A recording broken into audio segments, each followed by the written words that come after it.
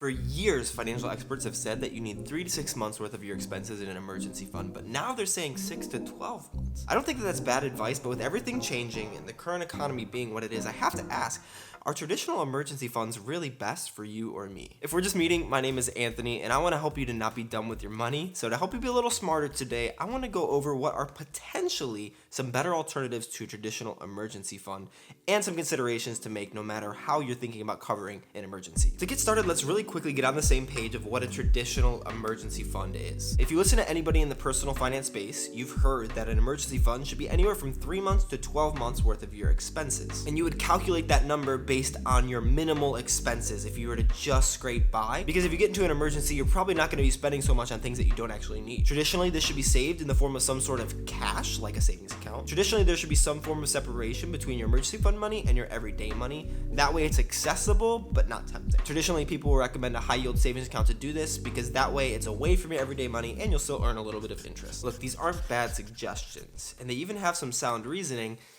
but let's poke some holes in it. First, average unemployment statistics. Most experts will look at statistics put out by the Bureau of Labor to determine how much money you should save time-wise. Before the pandemic, the average length of unemployment was right around 2 months, but during the pandemic, it's been about 5 months. So most people will look at that upper number, 5 months, and put a little bit of a cushion on it to say 6 months of your expenses is what you should save. Now, this is the median, meaning that there are a lot of people who spend less time unemployed, but there are also a lot of people who spend more time unemployed. And that's why some people might say that you need 12 months saved in an emergency fund rather than just the 3 to 6 months. Next is this argument. Your emergency fund is not an investment. Everybody say it with me, not an investment. And if this is simply the case, then it makes sense to just put your money in a savings account where you might earn a little bit interest instead of putting it in a brokerage account, because losing out on that opportunity cost is okay because it's insurance. It's not meant to be an investment. And honestly, I agree with this one. If you only have a traditional style emergency fund. And truthfully, I don't have any problems with the logic of the first argument either, and both of these make sense, but I think that they're a little bit narrow-minded, and they're kind of separating your money life and your actual life. And if we look at your finances holistically, there's potentially a smarter way to do this. And if you're watching this video, you likely want to be smarter with your money, so let's get into that. When we look at the bigger picture of trying to build the most wealth that we can, while also trying to safeguard you from any potential disasters, cash or traditional emergency fund is just one part of that equation. And there are 5 tools that we're going to use in this process to make sure that we complete those 2 objectives. The first is cash, because in an emergency, there are likely going to be times when you actually need cash. I'm not saying you should just stow cash in your house, but by having access to an ATM, by saving in a traditional style emergency fund,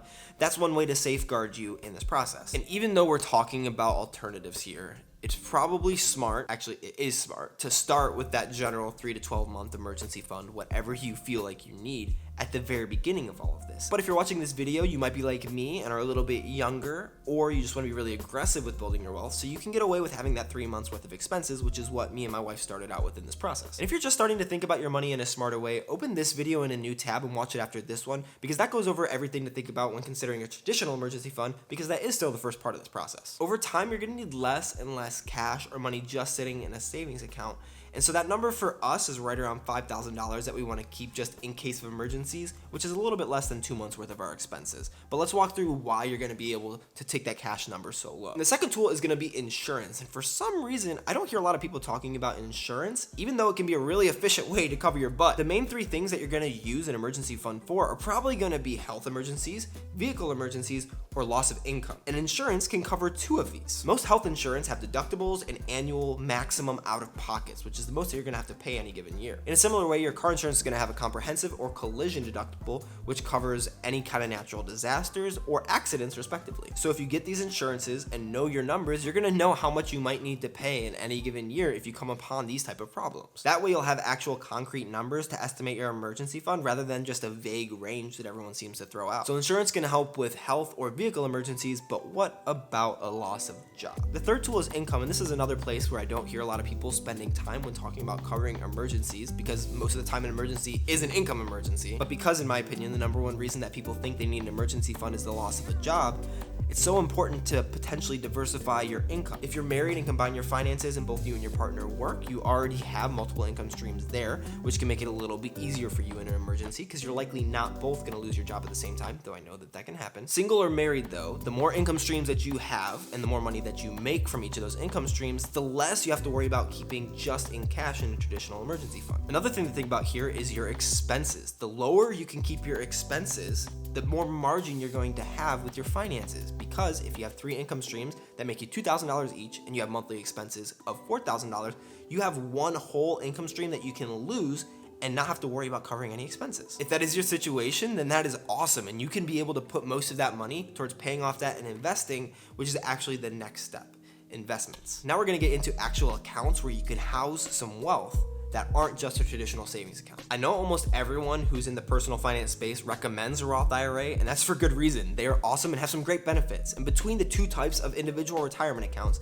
a Roth is probably way better for you in terms of an alternative to an emergency fund. And here are the reasons why. First, you pay taxes on the money before it is contributed. That means that any money that you earn in that Roth IRA is not gonna be taxed when you come to take it out in retirement. And since you've already paid taxes, you could take any money that you've contributed out of your Roth IRA before you retire and without any penalties. So the max right now is $6,000, which means that if you contribute $6,000 this year and you come into a hardship next year and you exhaust all of your savings, you'll be able to take up to $6,000 out of that Roth IRA. And third, if you come into any hardships, you'll actually be able to withdraw your gains as well in a lot of situations. Now this is a hardship withdrawal, and there are some pretty specific rules around it, but you can do it in most retirement accounts. You just gotta look into it a little bit more to make sure that you do it correctly and don't get penalized or taxed on it. But as you make sure that you have the right insurances and you create margin with the amount and types of income that you earn, investing is really the only way to actually build wealth. And so the more that you're able to put into a 401k or a Roth IRA or a regular taxable brokerage account, the less you have to worry about in terms of cash. But if you notice that you've contributed more into your Roth IRA by a couple of times than you do in your traditional emergency fund,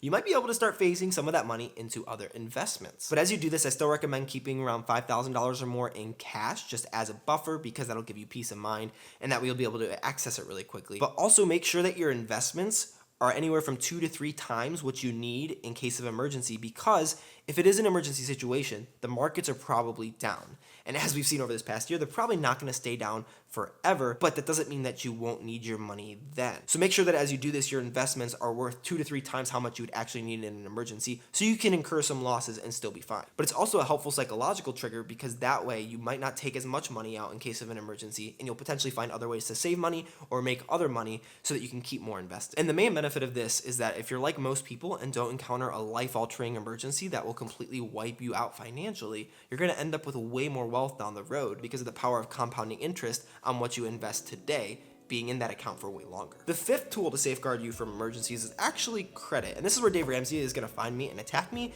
but you can actually use a credit card and having good credit to your advantage in case of an emergency. The better credit you have, in the unfortunate event that you do have to borrow from a bank or someone else, the more money that you're going to have later down the road, because your interest rate is going to be so much lower. So you're going to be able to pay it off even faster. And there are even a lot of credit cards that will give you 0% interest for 12 to 18 months on any purchases that you make. So if you have good credit, then you can qualify for one of those cards and put some expenses on it and not have to worry about any interest as you get back on your feet. So good credit can definitely be your ally in the case of an emergency, but it also has a benefit, just like investing, that you probably don't want to get into a lot of debt.